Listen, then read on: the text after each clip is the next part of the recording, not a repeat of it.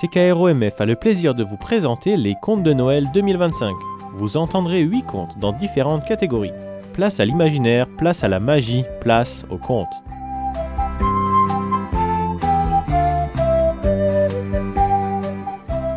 Dans la catégorie 6 à 9 ans, en 3e position, Laurence Albert, Les chevaux sauvent Noël.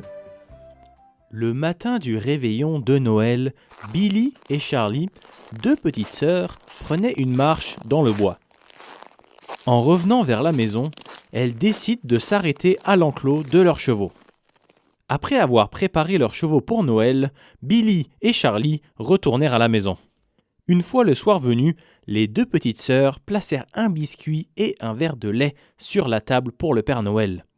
Pendant la nuit, quand le Père Noël passa avec ses cloches, les 2 petites sœurs se réveillèrent et en ouvrant la porte, elles ont vu que le Père Noël ne pouvait plus contrôler ses rênes. Billy et Charlie dirent au Père Noël « Père Noël, est-ce que vous avez besoin d'aide ?» Le Père Noël disa alors « Oh, oh, oh, oui, voilà, je vous donne des bonbons magiques pour que vous les donniez à vos chevaux. Avec les sucreries magiques, ils vont pouvoir réussir à voler et venir m'aider. » Les petites filles ont alors couru vers leurs chevaux pour leur donner les friandises magiques du Père Noël. Tout à coup, les chevaux se sont mis à voler. Les 2 petites sœurs ont rapidement embarqué sur chacun de leur cheval et elles ont réussi à se rendre jusqu'au traîneau du Père Noël. Après avoir attaché leurs chevaux au traîneau, elles ont aidé le Père Noël à voler de maison en maison. À la fin de la nuit, Billy et Charlie retournèrent à la maison pour se reposer et réaliser que leurs chevaux avaient sauvé Noël.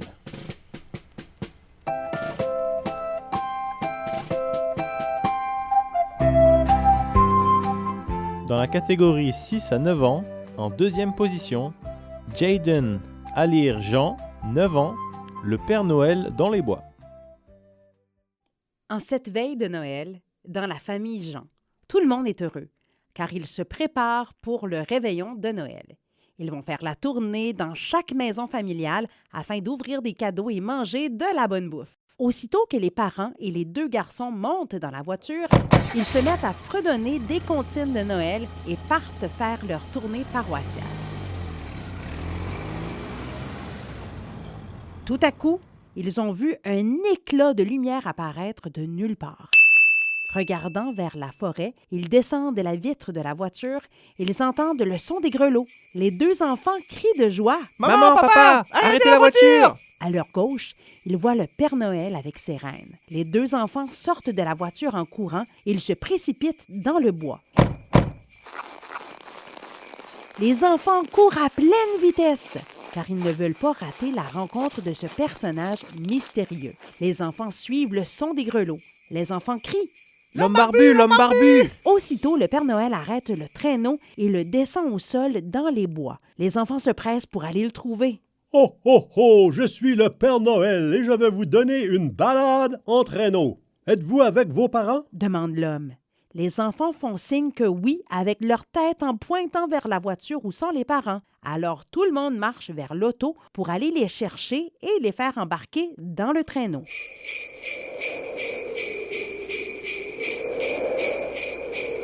Après quelques minutes dans les airs, nous atterrissons en douceur derrière la cour de mes grands-parents. Quelle surprise pour ma grand-mère et la famille de nous voir arriver chez elle en traîneau et non dans la voiture. Tout énervée, en criant, elle sort dehors pour nous accueillir. Puisque ma grand-mère a fait un gros repas, le Père Noël reste pour manger avec nous. Ce fut le plus beau Noël de notre vie. Ce souvenir précieux restera pour toujours dans mon cœur.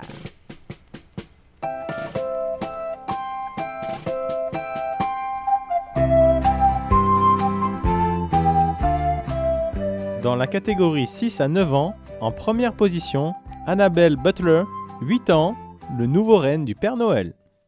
Au village du Père Noël, 2 jours avant Noël, est né un renne appelé Sucre d'Orge. Au mois de décembre, les lutins s'activent et se préparent à rencontrer le nouveau-né. La petite Sucre d'Orge se prélasse dans une petite grange. La petite lutine Céleste adore Sucre d'Orge. Elle lui apporte de la nourriture. « Sucre d'Orge, » dit Céleste. « J'ai de bonnes nouvelles pour toi. Le Père Noël veut que tu sois son reine. Allez, plus vite, sucre d'orge. Crie Céleste. On y est? Oh, oh, oh! Dit le Père Noël. Viens ici, je vais te montrer mon traîneau. Prépare-toi, nous allons aller nous envoler. 1, 2, 3. Je ne sais pas voler et je suis bien trop petite. Je ne serai jamais un vrai reine. Crie Sucre d'orge en sanglots. Le plus grand de tous les rennes dit. Tous les rennes sont de vraies reines, du plus petit au plus grand, tu comprends? Et elle essaie, recommence et recommence. Sucre d'orge va au médecin, va voir un ange, puis une bonne fée. Rien ne marche. Le Père Noël dit. Tu es malade. Tu devrais rester au lit, puis dormir. Le lendemain, le Père Noël comprend tout. Sucre d'orge va être un bon reine de compagnie. Se dit-il. Il dit, Céleste, va dire à Sucre d'orge qu'elle va être mon reine de compagnie. et c'est ce qu'elle fait. Sucre d'orge était la plus heureuse de tous les reines.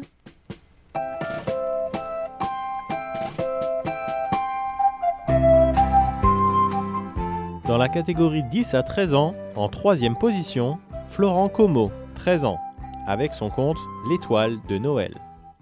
Par un beau soir d'hiver, plus précisément le soir de Noël, Mia, une fille de 13 ans, se préparait pour aller chez ses grands-parents. Elle s'était habillée avec son plus beau pyjama de Noël.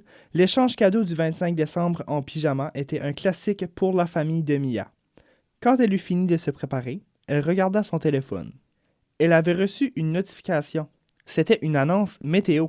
Grande annonce pour tous les fans d'étoiles. Une pluie d'étoiles filantes s'abattra partout dans le Canada cette nuit. Soyez là. Mia, surexcitée, courut à l'extérieur de la petite maison et se coucha dans la neige froide. Elle voyait très bien l'étoile de Sirius et la pluie d'étoiles. Sirius est la plus brillante étoile dans le ciel. L'adolescente était chanceuse parce que cette dernière était visible toute l'année, mais on la voyait mieux en hiver et au printemps. Tout à coup, un craquement retentit dans le ciel étoilé. Mia sursauta et regarda les étoiles. Sirius n'était plus dans le ciel! Elle vit aussitôt une gigantesque traînée multicolore se diriger vers la planète Terre.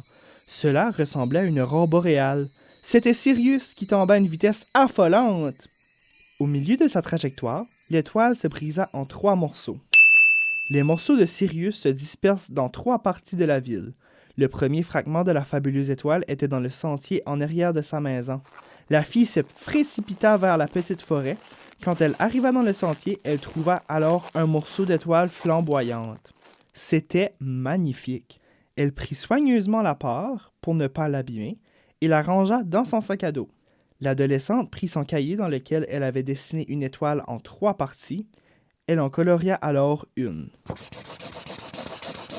La mission « Sauver Sirius » était déclenchée. Mia devait se rendre à la grande place où il y avait des kiosques remplis d'objets de Noël, des décorations, des sucreries, foulards, plantes et même des couvertures de cette fête magique. Elle chercha alors le deuxième fragment de l'étoile. Elle vit une lueur à quelques mètres d'elle. Elle réalisa soudainement que cela ressemblait à l'aurore boréale qu'elle avait vue quand Sirius était tombé. Mia courut de toutes ses forces où était la lueur. Elle ne cherchait pas longtemps parce que les rues étaient bondées de monde. L'adolescente se fit un chemin entre les personnes et trouva un autre fragment. Par malheur, un des marchands le prit et le mit à vendre dans son petit kiosque de décoration. L'homme, avec les cheveux bruns roux, demanda à Mia si elle était intéressée par quelque chose. La fille pointa du doigt le morceau lumineux. Le monsieur se frotta les mains. Il savait qu'il pouvait se faire une petite fortune avec ce fragment. Il demanda alors 100 $ pour le morceau de Sirius. Mia, abasourdie, sortit son argent. Par chance, elle avait eu sa fête pas longtemps auparavant, donc elle avait beaucoup d'argent. Elle se ferma les yeux, prit le montant dans son portefeuille et le donna à l'homme. Il accepta, évidemment, et donna le morceau à Mia. Elle coloria alors la deuxième partie de la fabuleuse étoile. Elle quitta la place centrale. La fille en pyjama regarda le ciel étoilé. Elle pensa à l'événement qui venait de se passer. Elle vit soudainement une lueur. Cela la fit sortir de ses rêveries. Mia courut pour la 3e fois de la soirée. Elle arriva enfin vers la dernière parcelle. Fatiguée, Mia entra dans le musée, les vestiges du futur. Elle vit alors le maire de la ville. Il avait l'air de bonne humeur. Ce dernier la reconnut. Le grand-père de la fille était bon ami avec le maire Jean. Elle alla alors lui parler. Il disait qu'il avait reçu un morceau d'étoile à exposer.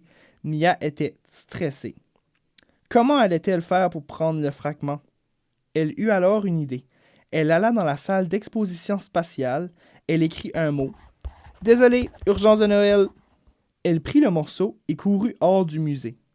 Elle alla sur une petite colline, saisit son carnet et coloria le dernier morceau. Mia regarda le ciel. Elle avait une mission importante, reconstruire Sirius. Elle vit soudainement un petit bonhomme à ses pieds. Un lutin? La fille fit un bond. Un lutin se trouvait devant ses yeux. La petite créature demanda alors à Mia si elle était la petite fille qui avait retrouvé les 3 morceaux de Sirius. Elle fit oui de la tête. Il lui demanda alors de le suivre. Arrivée à destination, Mia vit un traîneau. Elle entendait aussi des clochettes. Le Père Noël! Cette journée était incroyable!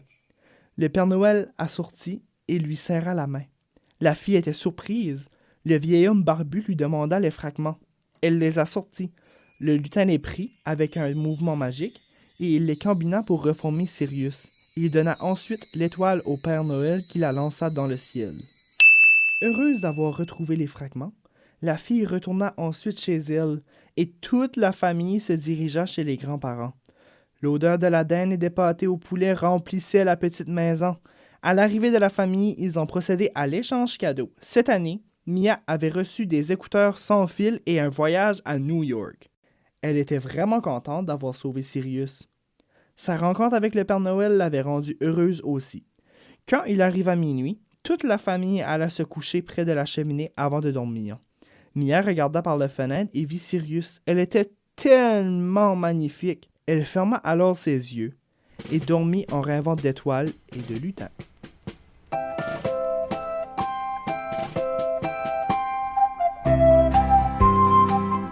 Dans la catégorie 10 à 13 ans, en deuxième position, Anaïs Albert, 11 ans, avec son conte « Le Père Noël annule Noël ». Par une belle soirée étoilée, le 20 décembre, les lutins étaient en pleine préparation de cadeaux. Soudain, les lumières s'éteignirent et les lutins entendirent le Père Noël dire « Écoutez-moi attentivement. Je suis fatigué de vous donner du travail. Vous avez l'air d'avoir de la difficulté à faire tous ces cadeaux en si peu de temps. On annule Noël cette année. » Après cette annonce, une vague de panique apparut dans l'atelier. Les lutins, qui étaient tous très choqués de l'annonce, se réunirent dans un petit coin de l'atelier pour en parler. Biscuit, le chef des lutins, décida de prendre ça en charge. Il dit « Wow! On arrête la panique! Il faut trouver une solution pour sauver Noël! » « On va consulter tous les enfants du monde! » dit Caramel. Non! On devrait tout simplement parler au Père Noël! Répondit Cassonade.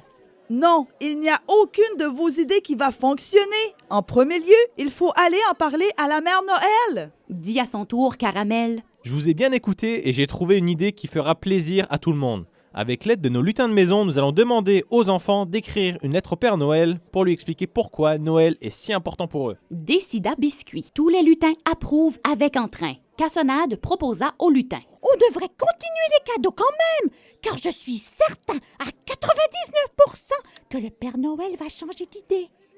Une fois le soir venu, les lutins travaillèrent très fort pour essayer de se rattraper, tandis que les lutins de maison, eux, passèrent le message aux enfants des 4 coins du monde.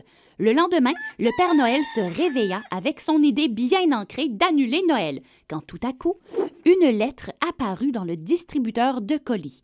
Avant même d'ouvrir la lettre, il commença à pleuvoir des lettres dans l'atelier. Intrigué par tout ce dérangement, il attrapa une lettre et prit le temps de l'ouvrir. Quelle fut sa surprise de lire ceci. « Cher Père Noël, on m'a informé que tu annules Noël cette année. Pour moi, Noël est une fête très importante. C'est une occasion parfaite pour passer du temps avec sa famille. Si tu annules Noël, ma période des fêtes sera gâchée. Il n'y a pas juste moi qui va être triste. Ça va être tous les enfants des 4 coins du monde. Alors, s'il vous plaît, annule pas Noël. » Après avoir lu cette lettre, le Père Noël regretta sa décision. Il se dit à lui-même. Je vais aller consulter la Mère Noël et on va prendre la décision ensemble.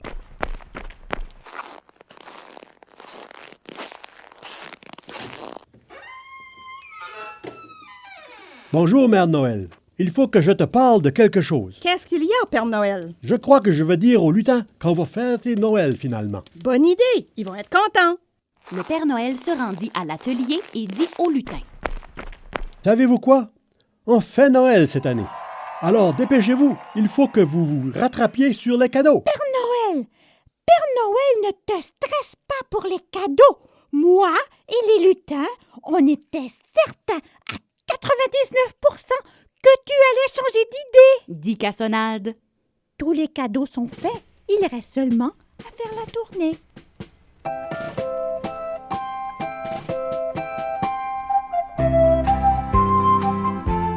Dans la catégorie 10 à 13 ans, en première position, Brianna Nouraï Mbakop Domeni, 13 ans, avec son conte Un Noël en amour.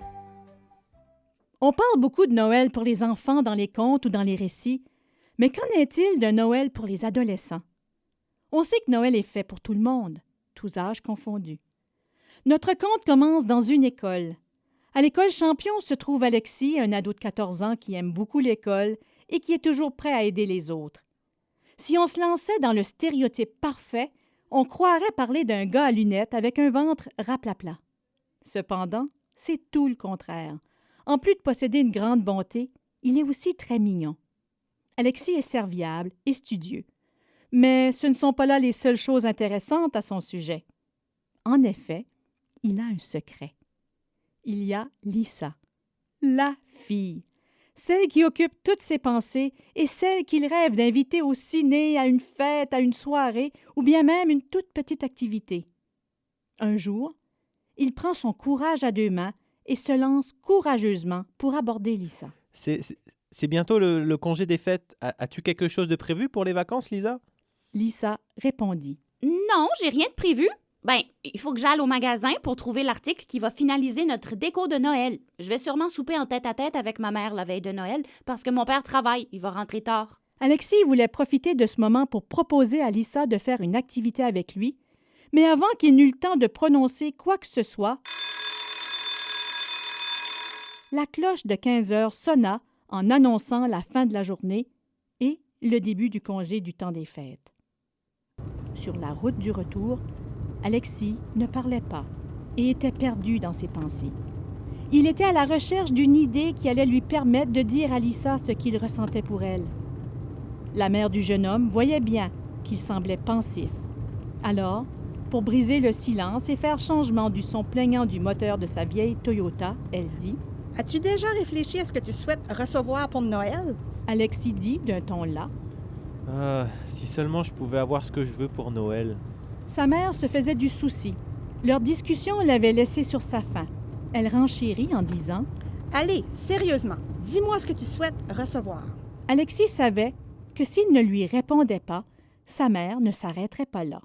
Il devait lui parler de Lisa, que c'était cela son plus grand désir. Mais comment? Il se lança et confia à sa mère que son désir le plus cher était d'être avec Lisa, celle qui faisait battre son cœur depuis un certain temps à l'école, mais il ne savait pas comment s'y prendre. Tout semblait aller de travers. De retour à la maison, sa mère se mit à réfléchir. Après quelques minutes de réflexion, un sourire apparut sur son visage comme si elle venait d'avoir une idée de génie. C'était bien le cas. Elle allait jouer au Cupidon de Noël et lancer une petite flèche afin de faire avancer les choses et donner un peu de courage à son fils. Elle lança sa première flèche et proposa alors à son héritier de demander à la fille de ses rêves si elle avait quelque chose de prévu en fin de semaine. Alexis était devenu tout nerveux. Il ne voulait même pas prendre son téléphone.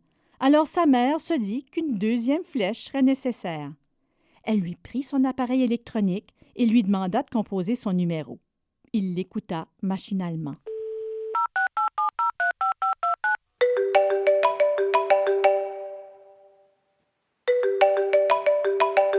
Une petite voix mélodieuse répondit enfin. « Bonjour! » Silence. Alexis était muet. sa mère chuchota. Vas-tu répondre ou tu veux que je parle à ta place? Elle était prête à utiliser son ultime flèche s'il le fallait. Salut, c'est Alexis. Je voulais juste te demander si tu avais quelque chose de prévu cette semaine. Sa voix transpirait la nervosité. Lisa répondit qu'elle avait prévu plein d'activités intéressantes pour la semaine à venir. Elle devait tout d'abord aller magasiner, puis devait se rendre à la patinoire du coin. Elle lui dit également qu'elle avait prévu d'aller voir le spectacle de Noël qui avait lieu au Centre Réal Cormier. Finalement, le jour de Noël, elle avait prévu d'aller au parc pour admirer les flocons tombés. La météo était favorable à la neige, celle qui rend Noël encore plus magique.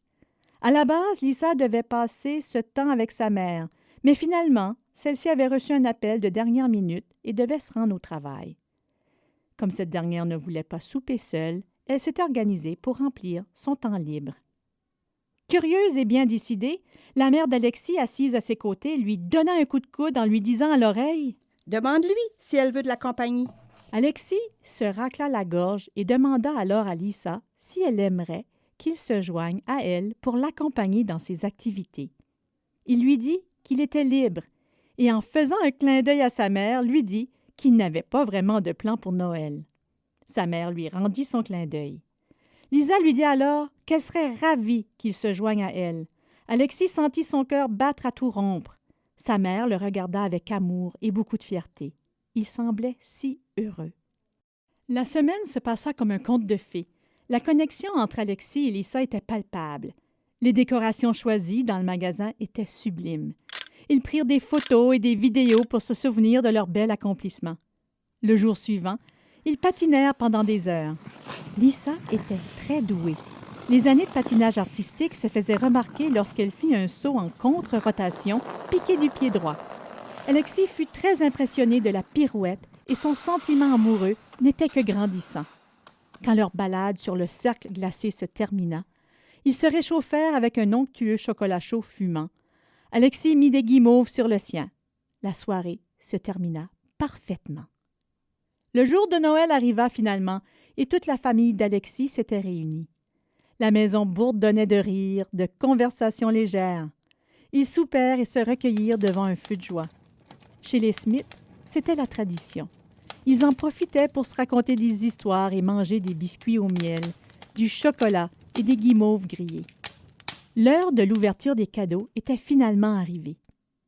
Alexis était reconnaissant de tous ces beaux moments passés avec ses proches. Mais malgré lui, un sentiment de manque se faisait toujours ressentir. Il n'avait toujours pas pu dire à Lisa ce qu'il ressentait pour elle. Comme si elle lisait dans ses pensées, sa mère s'approcha de lui et lui susurra à l'oreille. « Noël n'est pas encore terminé. Il est encore temps d'avoir ton cadeau le plus précieux. Va lui parler. Tu sais où elle se trouve. Allez, fais vite! » Sans attendre plus longtemps, Alexis écouta sa mère et se dépêcha pour retrouver Lisa. Après quelques minutes de course qui parurent une éternité, il arriva enfin au parc. Comme sur une mission de vie ou de mort, il se dirigea droit sur elle et lui déballa ses sentiments les plus sincères. Lisa en eut le souffle coupé. Elle n'arrivait pas à croire que cette amitié s'était magiquement transformée en conte de Disney en quelques jours. Alexis invita Lisa au feu et elle accepta avec joie. Les flammes réchauffaient le cœur de tous. José, maman Cupidon, avait des étoiles dans les yeux en voyant son fils vivre un Noël en amour.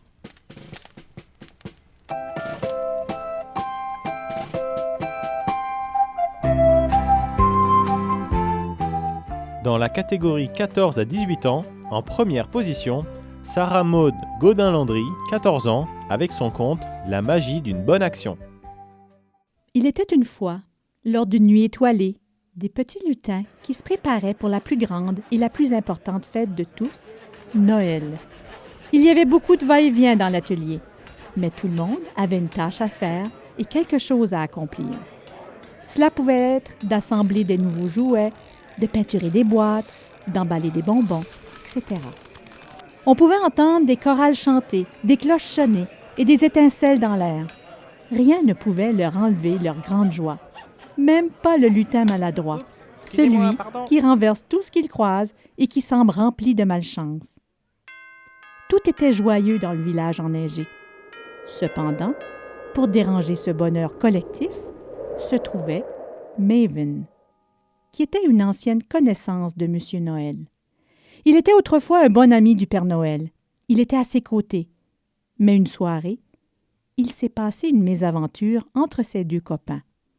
Ils se promenaient alors dans un sentier dans la forêt sombre, en quête de retrouver un des rennes qui s'était échappé de l'écurie.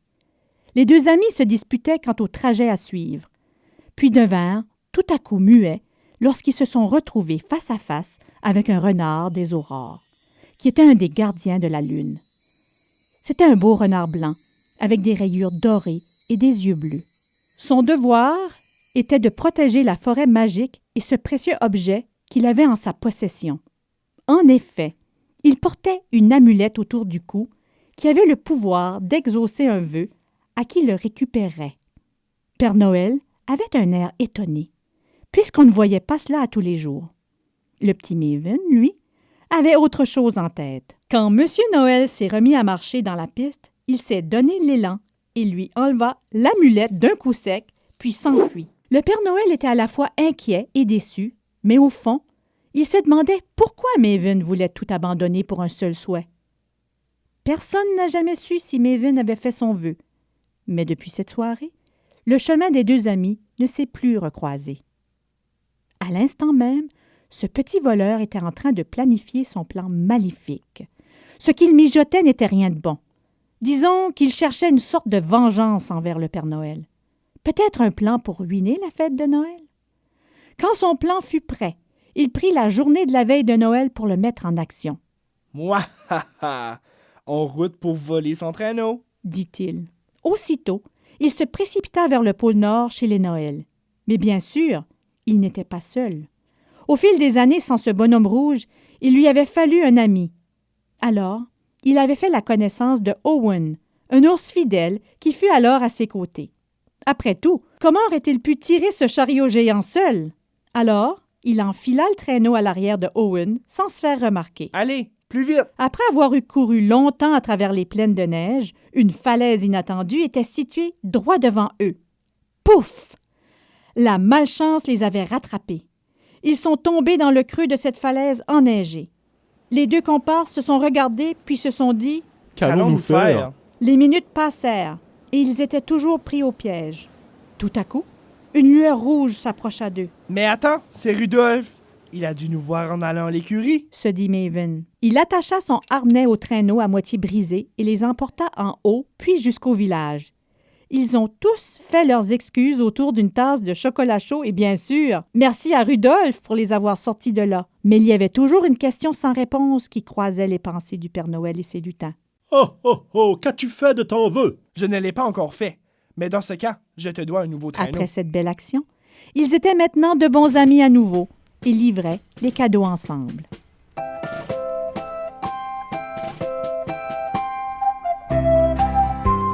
Dans la catégorie adulte, en première position, Yvonne Blanchard, avec son conte « Un Noël différent ». La famille Blanchard se prépare pour aller fêter Noël avec la parenté. La température est belle et la bonne humeur est au rendez-vous. Les enfants, êtes-vous prêts? On part dans 15 minutes. Oui, maman. Je ramasse mon iPad et mon cellulaire et je descends. Crie Jasmine. Au même moment, Alex monte du sous-sol avec un sac plein de jeux vidéo. Maman secoue la tête en le voyant. Alex, n'oublie pas que tes cousins et cousines seront là aussi. Tu pourrais en profiter pour passer du temps avec eux. Oui, maman, je sais. Répond Alex. 15 minutes plus tard, tout le monde est dans l'auto et on est prêt à partir. Papa et maman jasent de tout et de rien et de temps en temps, maman jette un coup d'œil à l'arrière et voit Jasmine sur son cellulaire et Alex sur ses jeux vidéo.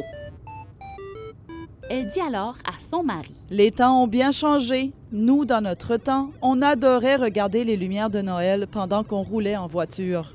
Oui, je sais. Les temps ont bien changé. Dit papa. Elle dit alors. J'espère qu'ils laisseront un peu leur appareil électronique de côté pour passer du bon temps avec la famille.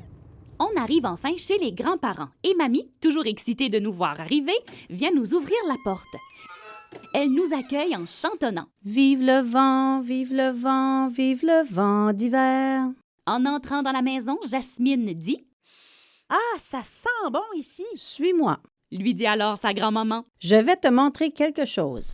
Elle apporte Jasmine dans la salle à manger pour lui montrer tous les biscuits qu'elle a faits et surtout son fameux sucre à la crème que Jasmine adore. Jasmine crie alors. Alex, viens voir. Alex arrive en courant et s'arrête tout près de la table avec de grands yeux ouverts. Wow, mamie, tu as fait tout ça? Peut-on y goûter? Au même moment, papa arrive et lui aussi a de grands yeux ouverts. Mamie nous dit alors. Allez, goûtez-y. Papa, qui a la dent sucrée, ne se fait pas prier. Il dit alors. Alors là, belle maman, faut que je vous le dise, vous êtes vraiment la meilleure pour faire du bon sucre à la crème. Tout à coup, on entend des pas dans l'entrée. Alex et Jasmine courent voir qui arrive. Yeah, les cousins et les cousines sont là! Aussitôt, les enfants courent s'enfermer dans une chambre pour jaser. Ils sont très contents de se voir. Pendant ce temps, les adultes se partagent la cuisine et le salon. Mamie montre aux femmes toutes les pâtisseries qu'elle a fait et surtout son fameux gâteau aux fruits. Elle est vraiment une bonne cuisinière. Les hommes, eux, s'installent dans le salon et discutent du hockey. Vers 6 heures, on passe à table. Quel festin! Il y a de la dinde, de la farce, des pâtés, des egg rolls et différentes salades, sans oublier les beaux biscuits et le fameux gâteau aux fruits. Pendant ce temps, une belle musique douce de Noël joue à la radio, c'est KRO. Que demander de mieux? L'ambiance est parfaite. Après le souper, c'est la tradition. Les hommes débarrassent la table et lavent la vaisselle. Pendant ce temps, les femmes prennent un verre de punch au salon, pendant que les enfants retournent jaser dans la chambre. Tout d'un coup, l'électricité baisse et oups! Tout s'éteint. Les enfants sortent de la chambre en panique. Mamie leur dit. Inquiétez-vous pas, j'ai une tonne de chandelles et de lumière. On allume alors les chandelles et lumière. Les enfants se regardent et c'est comme si leur Noël était foutu. Papy leur dit alors. C'est l'occasion de jouer des jeux.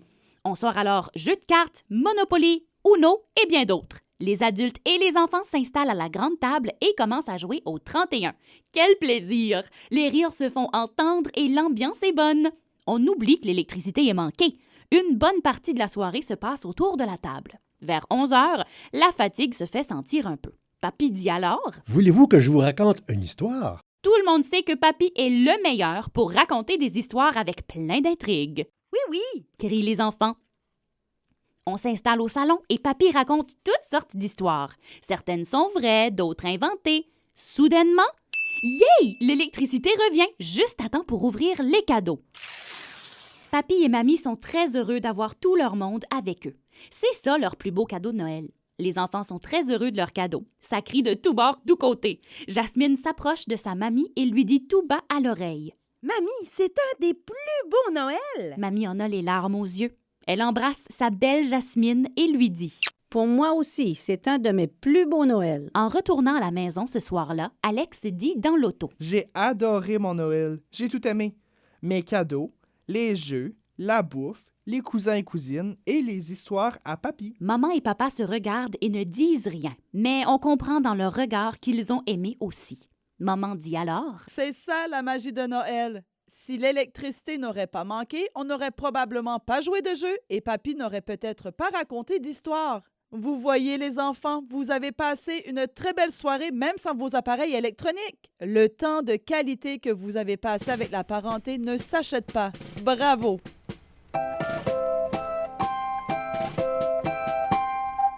CKROM vous a présenté les contes de Noël 2025.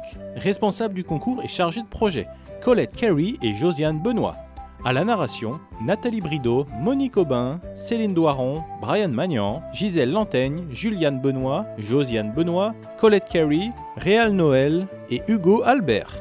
Au montage, Brian Magnan et Juliane Benoît. Félicitations aux gagnants et gagnantes. CKRO vous souhaite de joyeuses fêtes et une très bonne année 2026.